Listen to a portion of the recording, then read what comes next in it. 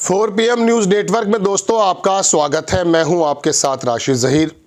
अमित शाह के एक बयान से इतना हंगामा कट गया है कि खाली वो आप संसद के अंदर नहीं, देश के अलग अलग हिस्सों में विपक्ष ने जिस प्रकार से अमित शाह के उस बयान का खंडन किया, उस बात को लेकर के नाराज़गी जाहिर की।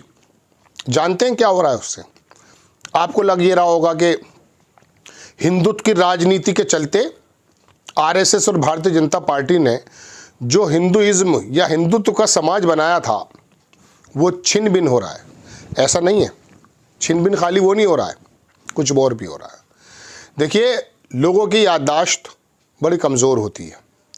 इससे बड़े बड़े आक्रमण हुए हैं लेकिन भूल जाते हैं, लोग भूल जाते हैं।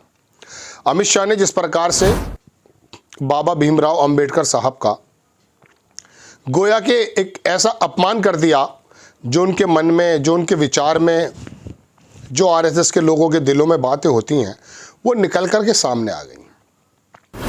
अब एक तरफ वो जो एजेंडा चलाते हैं कि देश में 80 और 20 की लड़ाई, 85 और 15 की लड़ाई उनको लड़नी है, उसमें कहीं ना कहीं एक डेंट लग गया है।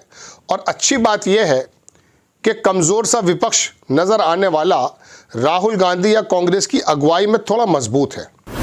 केजरीवाल ने अपनी रोटियां सेक ली हैं तो ममता बनर्जी अपनी बात कर रही है, क्योंकि जानते हैं कि देश में 20 से 22% जो समाज है वो तो बिल्कुल ऐसा समझ लीजिए दलित समाज जिसको हम कहते हैं, जो बाबा भीमराव अंबेडकर साहब पर अपनी जान छलकता है।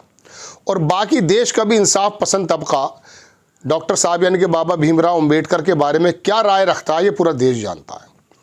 लेकिन खाली नुकसान ये नहीं हुआ है कि उनके हिंदुत्व का एक पाया गिरने को तैयार है, या विपक्ष उनके इस हिंदुत्व के एजेंडे का एक पैर खींच करके ले जाएगा। ऐसा नहीं है, खाली ये बात नहीं है, एक नुकसान और भी है। मैं अगर पीएम नहीं तो तुम भी सीएम नहीं। मैं किस तरफ बात करने जा रहा हूं वो आपको बताना चाहता हूं। उत्तर प्रदेश में 2024 में जो मार लगी भारतीय जनता पार्टी को, 29 सीटें नुकसान में आ गए।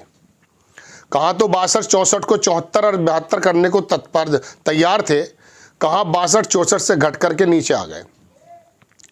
और कांग्रेस और अखिलेश यादव ने पीडीए का नारा लगाकर संविधान के बारे में जो बात इन लोगों का विचार है उसको बता करके जब उत्तर प्रदेश के दलितों को ये समझा दिया था कि दरअसल आपके खिलाफ, आपकी किताब के खिलाफ, हमारे खिलाफ, हमारी किताब के खिलाफ, संविधान के खिलाफ ये लोग हैं, तो उत्तर प्रदेश के दलितों ने भारतीय जनता पार्टी को छोड़ करके, समझ लीजिए जो मैं आपसे कह रहा हूं, पीडीए को वोट दे दिया था।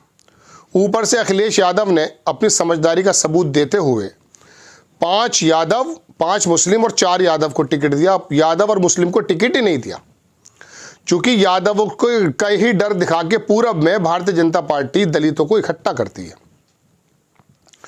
उसकी सूरत में हुआ यूं कि उत्तर प्रदेश में भारतीय जनता पार्टी को ऐसा डेंट पहुंचा कि 200, 304 और 370 और 400 तो छोड़ दीजिए, 272 तक नहीं पहुंच पाए, 240 पर आकर टिक गए। हालांकि उसमें बहुत सारे लोगों का कहना यह है कि 79 या 89 सीट जो हैं वो बेईमानी के साथ जीती, उसको छोड़ दीजिए। मैंने जो आपसे भी एक लाइन कही कि मैं अगर सीएम नहीं तो तुम भी, मैं अगर पीएम नहीं तो तुम भी सीएम नहीं, ऐसा तो हो नहीं सकता। अमित शाह जैसा चाणक्य व्यक्ति अचानक ही इस बात को मुंह से निकाल देगा।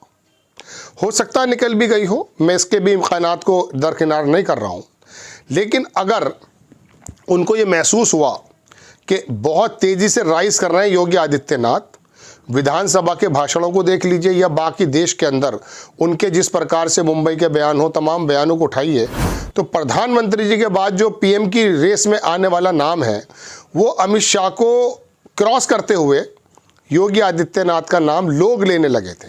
हालांकि योगी आदित्यनाथ ने कभी नहीं कहा है, ना उन्होंने राष्ट्रीय पटल या अंतर्राष्ट्रीय पटल पर छाने की ज़्यादा कोशिश भी की है, लेकिन फिर भी उनकी परफॉर्मेंस को देश का एक तबका जो थोड़ा सा कह सकते हैं कि इंतहा पसंद है, या कोई ऐसा मान चलिए कि दक्षिण पंथ को ज़्यादा पसंद करता है, वो योगी आदित्यनाथ को थोड़ा पसंद करता है, इसमें कोई दो राय नहीं है। और लॉ एंड ऑर्डर के बारे में उन्होंने जिस प्रकार से विशेष समुदाय के पेच कस दिए हैं, उससे भी एक वर्ग खुश होता है। बहुत बड़ा वर्ग नहीं है, छोटा ही है, लेकिन खुश होता है। तो ऐसे समय में तीसरी बार 2027 में चुनाव होने वाले हैं योगी आदित्यनाथ की अगुवाई में। दलितों का यह तबका अमित शाह के इस बयान से अगर मिसाल के तौर पे उत्तर प्रदेश में सबसे ज़्यादा छिटक जाता है तो पहली कुर्सी दांव पर लग गई सीएम की, मुख्यमंत्री योगी आदित्यनाथ की। चूँकि अमित शाह अगर इस बारे में भी ये सोच करके उन्होंने ये बयान दे दिया हो, क्योंकि अंदर की कुंठा तो निकल आई होगी, ऐसा लोगों का कहना है कि अंबेडकर अंबेडकर अंबेडकर अंबेडकर अंबेडकर करते रहते हैं। एक या दो बार कह सकते थे, 6 मरतबा अंबेडकर जी का नाम लिया, और उसके बाद इतना नाम अगर लेते तो भगवान का नाम लेते तो स्वर्ग मिल जाता। बात यह है, दुनिया को स्वर्ग बनाने के लिए, दलित कमज़ोर और पिछड़े लोगों को स्वर्ग बनाने के लिए जो अंबेडकर ने काम किया है वो भगवान से कम थोड़ी ना था। हिंदुइज्म के मानने वाले लोगों का तो काम यही होता है कि अगर कोई चमत्कार दिखाता, वो कहते हैं ये देवी शक्ति है, इसके अंदर भगवान वास करते हैं, तो उसी की पूजा करने लगते हैं। यही तो एक मामला है। अंबेडकर जी ने अगर इंसानियत के लिए बेहतरीन काम किए तो गोया के भगवान उनके अंदर आ गए, और उनके जितने भी अच्छे काम थे वो भगवान रूपी काम थे। तो उनका अगर वो नाम ले रहे हैं तो क्या दिक्कत है? बहुत सारे चेहरों का नाम लिया जाता है, कभी नदी का, कभी सितारे का, कभी सूरज का, कभी चांद का, हर चीज़ का, तो पीपल का, है ना, हर चीज़, गाय का। तो अगर अंबेडकर जी का नाम ले रहे हैं वो, बहरहाल मैं अपनी बात पर आता हूँ। तो दोस्तों, हुआ यूँ है कि पीएम बनने के जो रास्ता या ख्याल मोदी जी के बाद अगर कोई भारतीय जनता पार्टी में देखता है तो उसके बारे में कहा जाता कि अमित शाह उसका नाम है। अब अमित शाह जी ने तो कुछ ऐसा डेंट मार दिया जाने अनजाने में कि खुद तो गए सनम, तुमको भी ले डूबेंगे। उत्तर प्रदेश में चुनाव ताज़े ताज़े 1-1.5 साल के बाद हैं, 2027 में हो जाएंगे। ये 2025 शुरू होने वाला, 2027 की शुरुआत में गालिबन चुनाव हो जाएंगे। 1.5 साल का, 1.25 साल का समय ज़्यादा लंबा नहीं है, लेकिन फिर भी लंबा है। अगर कांग्रेस ने, अखिलेश यादव ने, विपक्ष के लोगों ने इस मुद्दे को इस प्रकार से भुनाए रखा बीच बीच में, तो उत्तर प्रदेश का दलित सबसे पहले जो सज़ा देने जा रहा है वो भारतीय जनता पार्टी को देने जा रहा है, जिसका फलस्वरूप ये होगा कि योगी आदित्यनाथ सीएम नहीं बन पाएंगे। अगर योगी आदित्यनाथ की परफॉर्मेंस की वजह से अमित शाह के पीएम बनने के रास्ते में कहीं कोई दिक्कत आ रही थी, तो अमित शाह जी ने ये काम कर दिया है कि अब आप भी सीएम नहीं बन पाएंगे। मैं दलितों का एक बड़ा जंक जो भारतीय जनता पार्टी को मिलता है उसको अलग ही करे दे रहा हूँ। एक ऐसा डायलॉग बोले दे रहा हूँ, मैं नहीं कह रहा कि उन्होंने जानबूझ के बोला है, लेकिन हो ये गया है। जाने अनजाने में बहुत से लोग कह रहे हैं कि सीएम योगी आदित्यनाथ खुश होंगे, बिल्कुल नहीं होंगे। उनको मालूम है कि इस डायलॉग से अमित शाह का जो नुकसान है वो 2029 में देखा जाएगा, लेकिन फिलहाल ताज़ा नुकसान तो ये है कि अगर उत्तर प्रदेश का दलित भड़क गया, समझ गए, तो सबसे पहले भारतीय जनता पार्टी से छिटक करके कोई रास्ता नज़र नहीं आता कांग्रेस और अखिलेश यादव के अलावा। चूँकि मायावती का भी रोल आपको मालूम है कि एपिसोड बनाने जा रहा हूँ कि मायावती ने किस प्रकार से अमित शाह की, मैं कह सकता हूँ, समर्थन कर दिया। खैर, तो बहरहाल दोस्तों, अगर हम पीएम नहीं तो आप सीएम नहीं, ऐसा कुछ काम हो गया है।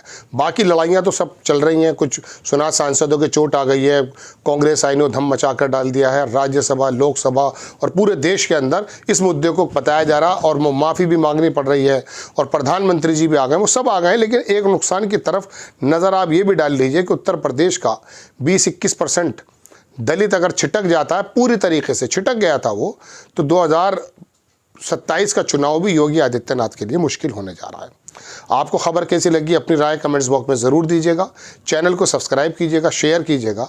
नेक्स्ट टाइम मैं किसी खबर के साथ हाजिर होता हूँ। जय हिंद।